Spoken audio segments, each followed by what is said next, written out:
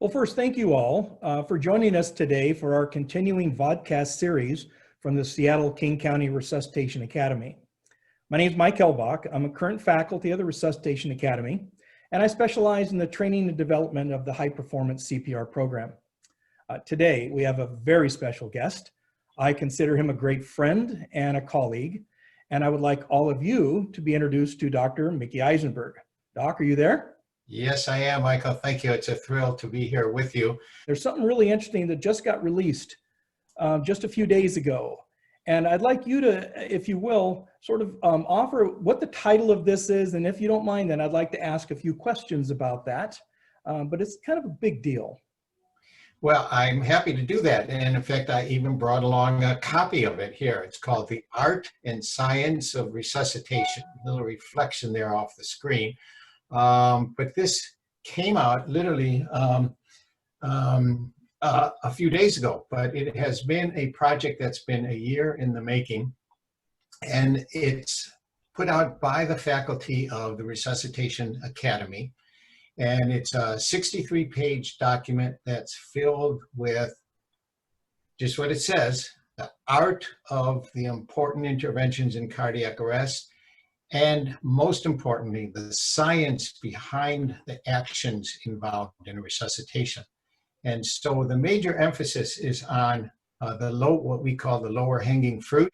And we go really into great detail about the science and then talk about the art of it. What are the training requirements? What are the performance standards? What are the ways of doing ongoing quality improvement? Both of those together, the art and the science, you put those two together, you've got really a powerful, powerful intervention in cardiac arrest.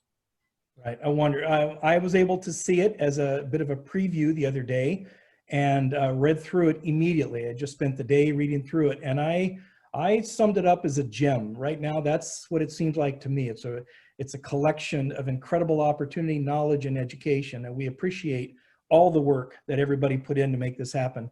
Would you mind hitting a few of the topics? For example, you hit the top 4.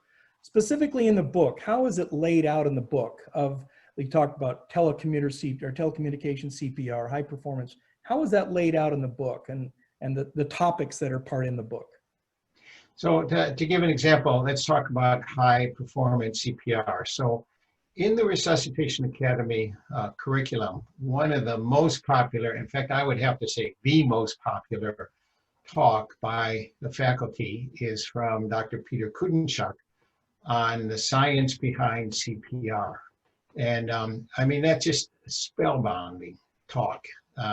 You'd think it might be boring, but it isn't boring. It actually brings that topic to life and gives in detail the reasons why we do everything we do in cardiopulmonary resuscitation. That is clearly rated as the most successful talk in the Resuscitation Academy. Yeah. And that was really the kernel of the idea to try to say, well, how can we encapsulate that talk, but expand it slightly to talk about, well, what is the art of high performance CPR? How do you make it happen in your community? So those two together form a lovely package for making CPR the bedrock of your resuscitation. And it is the bedrock. It's the foundation upon which all other therapy is built. The book is broken down. Oh, and I should mention something very obviously. The book is meant to be a companion to the 10 steps document. The 10 steps for improving cardiac arrest survival in your community is really the foundational book for the Resuscitation Academy. And I call it a book. It really should be called a booklet. These are not, 500-page tomes. Right. 60, 65 pages. Lots of illustrations, lots of diagrams. It's fairly easy reading and engaging. We want it to be as engaging as possible. So this book on the art and science is meant to be an accompaniment to the 10 steps. And the two make, we believe, a very powerful package and clearly they're required reading for attending the Resuscitation Academy. But if you never attend a Resuscitation Academy, just in and of themselves, I think you would find them very, very worthwhile to read.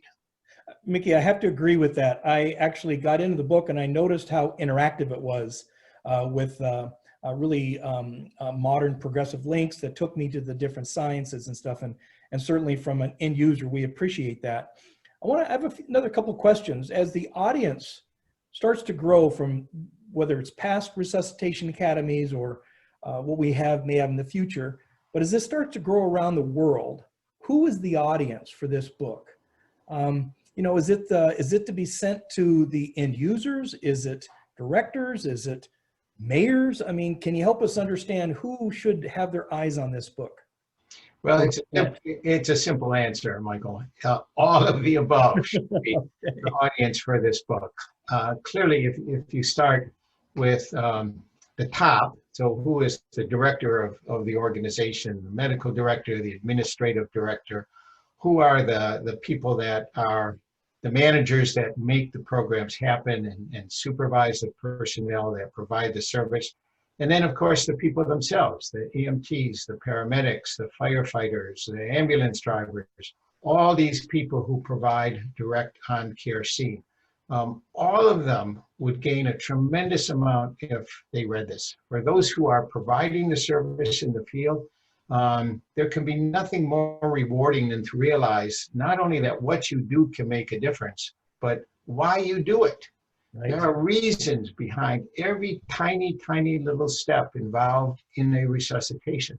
And just knowing that the quality of that intervention makes a difference, all these cumulative tiny steps that are part of a resuscitation, they make a difference. If it's high quality, there's a better chance of survival. If it's low quality, there's a poor chance of survival. That relationship is so strong and so powerful.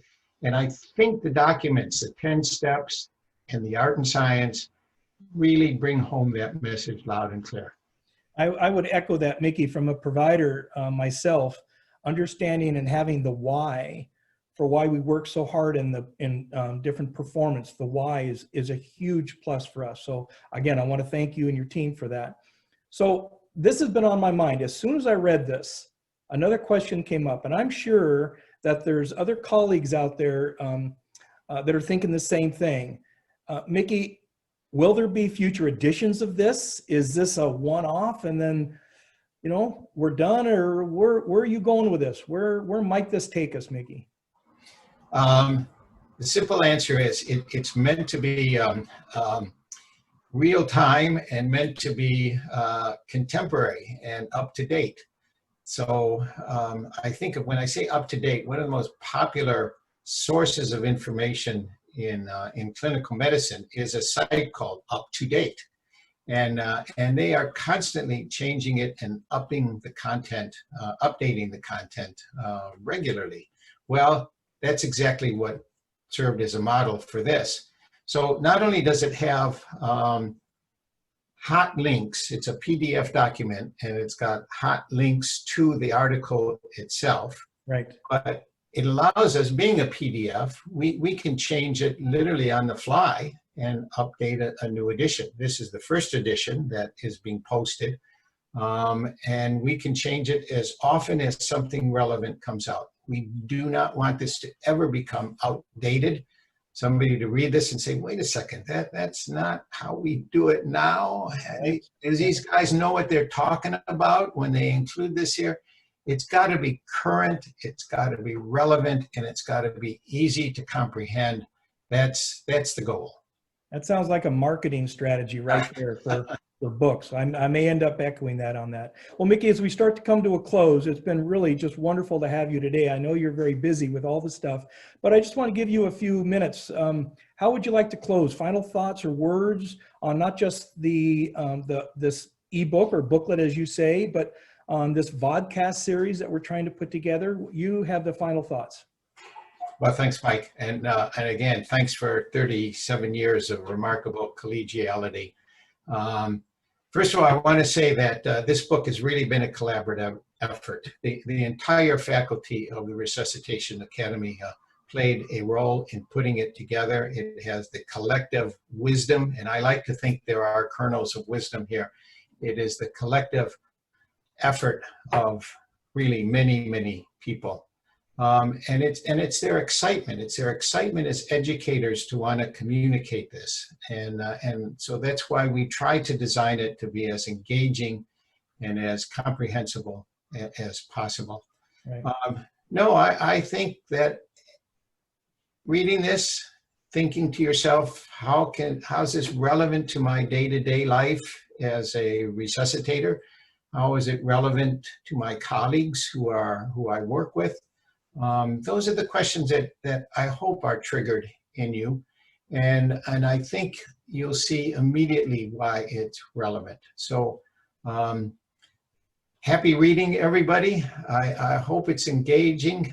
We welcome feedback. There's my email is right up front saying, hey, you got a question or you have some comment, just fire off an email and you'll get an answer. And Michael, thank you. And I thank all my colleagues in the Resuscitation Academy. What a great journey this has been. Well, thank you for taking the time, Dr. Eisenberg. It's been a pleasure. Again, I actually read it already, and my review is going to be, it's a gem. So with that, we'll sign off and we'll see you on the next podcast. Bye, everybody. Bye-bye.